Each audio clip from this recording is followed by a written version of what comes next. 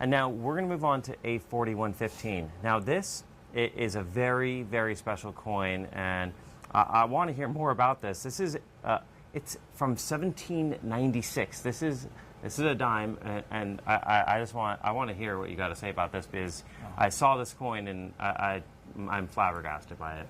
Well, I've been collecting for over 30 years since I was a kid, and this has always been one of my favorite coins. I like all early U.S.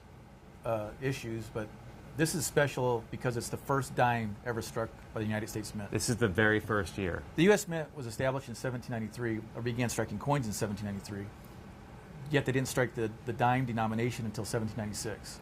So this is the very first of an entire series that's still used today. And I love the early U.S. coinage because these were dies that were cut by hand. So there are so many different types of varieties. I mean, a lot of people think of the bust dollars and the different variations and the plugs, right, and the large 8s and small O's and all.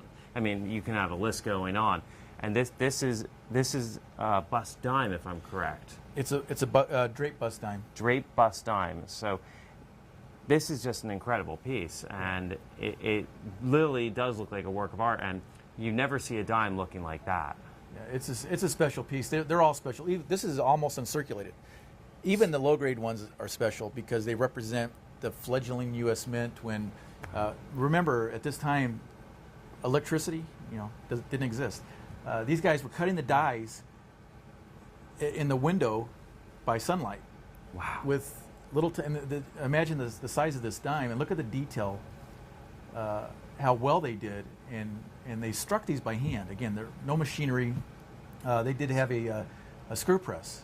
But they did have to create each die individually, and I'm sure they broke down really easily, so they had to recreate another dies, and I'm sure there were a lot of failed attempts. So and then you think this is the beginning of American commerce, and you just think how many were spent, how many were melted down. I mean, there's probably not very many of these that exist, period. Well, they struck 22,000. Total. Well, that's the reported mintage of dimes in 1796. Okay. 22,000 total.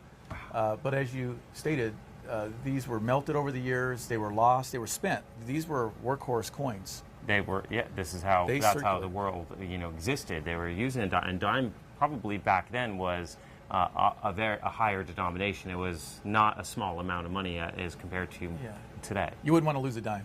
No. Or even a penny at that time, or a cent.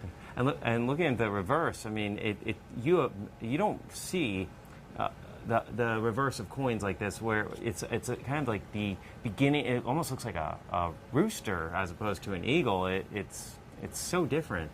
Well, in later years, actually just a couple years later, you're right. The public complained. They said that the eagles on our coinage look like chickens, starving chickens. So they came out with a heraldic eagle design to replace this. But again, it adds character because this was engraved by Robert Scott, one of the first engravers of the U.S. Mint, by hand. The dies were only 22,000 were struck.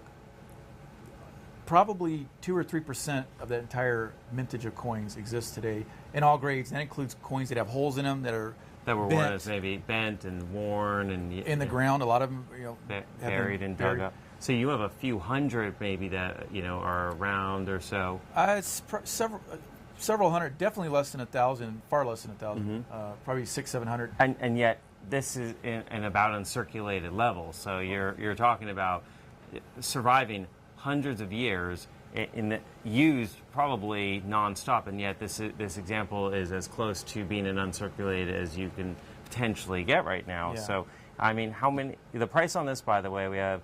For those of you who are wondering, the price is $17,450, and I would think that this is worth every penny and dime of it, if you ask me. It is AU50, and how many have graded to this level? I mean, to own the very first dime, like how many do you think exist? Well, this is in this level. This is PCGS graded. They've graded to, as of today, a total of 290. That includes resubmissions of the same coin. So less than 290 coins. Wow. Maybe 250, just taking a guess. 250 maybe, call it. And how many have graded in this high level? I mean, you think that they're all the ones in that have AU50? been in AU50? 18. 18. 18. So 18, that's it. At this level. How many do you think have ever graded? How many have graded higher? There are quite a few, about 70 or so, but we're talking But 50,000. You're talking more. You're going, so this is without having to break your bank, you're under 20,000 for an AU 50, one where you can actually see the details, you can appreciate the design, you can appreciate the history of it, as opposed to one that has been worn almost thin, that might be more affordable, but when you look at this, you can actually appreciate and study it and understand it and realize what you're holding, as opposed to maybe a slug.